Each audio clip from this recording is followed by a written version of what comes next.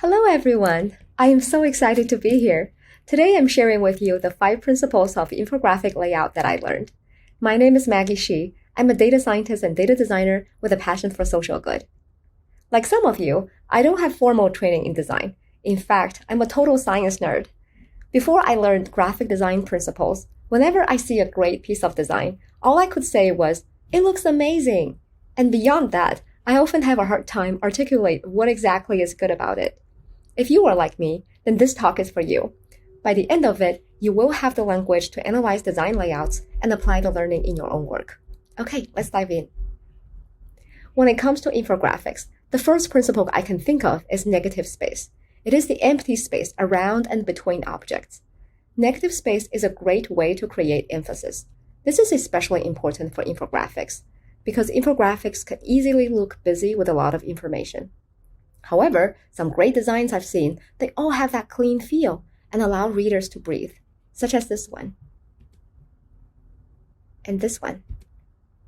Here, not only does negative space emphasize the graphics, it also creates a peaceful mood as it tells the story of people who lost their lives in wars. There are different types of negative space. The large empty space is macro negative space.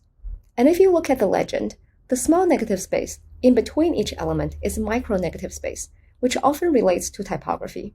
Both are very important.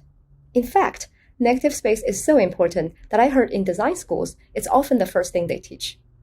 As Ellen Lupton said, design is as much an act of spacing as an act of marking. So how to create negative space? From what I see, most infographics don't do it enough. So don't be afraid to push even further. To create more negative space, we need to declutter aggressively. Take each element and ask, is it absolutely necessary? Is there a simpler alternative? If after decluttering, it's still not enough, then consider simply shrink down everything, given that things are still legible. The second principle is focal point. Focal point is where our eyes land on a layout. This is important for infographics because without a focal point, it's either overwhelming or uninteresting. Our main goal with focal point is to engage the readers, to really grab their attention with something bold. Usually, focal point is created using a combination of these factors, like scale, color, and isolation.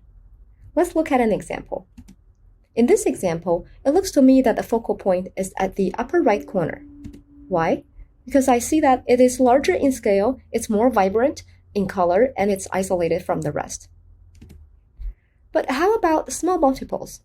There's no big bold thing here. Where is the focal point? I think the small graphs are so similar that all of them come together to form one big focal point.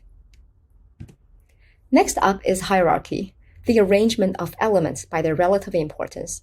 In other words, what is the first read, second read, and third read? When it comes to hierarchy, contrast is king. Not only do we need contrast in size, color, etc., for infographics, it also means the contrast between data and non-data elements. We always need to maximize the data ink and minimize the non-data ink. Hierarchy guides visual flow. Think about how readers' eyes move across the page. The flow should feel comfortable, never jumping around.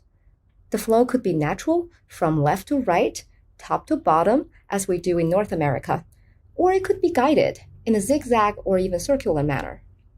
Take a look at this example. What's the first thing you notice?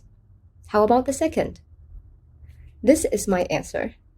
Your answer may be slightly different, and that's okay, as long as overall there's a clear sense of hierarchy.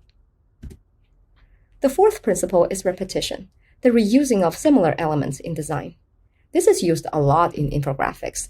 As we do visual encoding, it gives a sense of order and organization to the layout. It acts like glue to hold everything together, and repetition can be used to indicate grouping. In this infographic, each small chart is made from the same organic shapes, and the resulting layout is very orderly and coherent. Lastly, let's talk about alignment. Elements in a layout should simply line up. Why?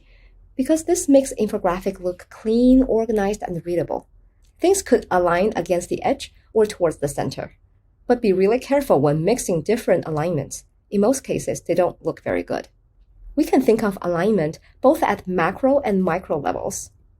On the macro level, the building blocks can be aligned using a grid, like in this example. On the micro level, alignment details such as typography are often overlooked. Let's pay attention to the annotations here. Notice how the annotations align with each other instead of aligning with each triangle? This avoids a messy look, and it's easier for reader to follow.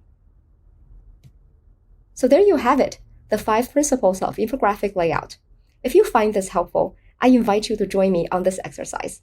The next time you read an infographic, not just aim for understanding, but really try to dissect and reverse engineer it. Let me know of anything else you'd like to add. I look forward to connecting with you. Thank you and happy designing.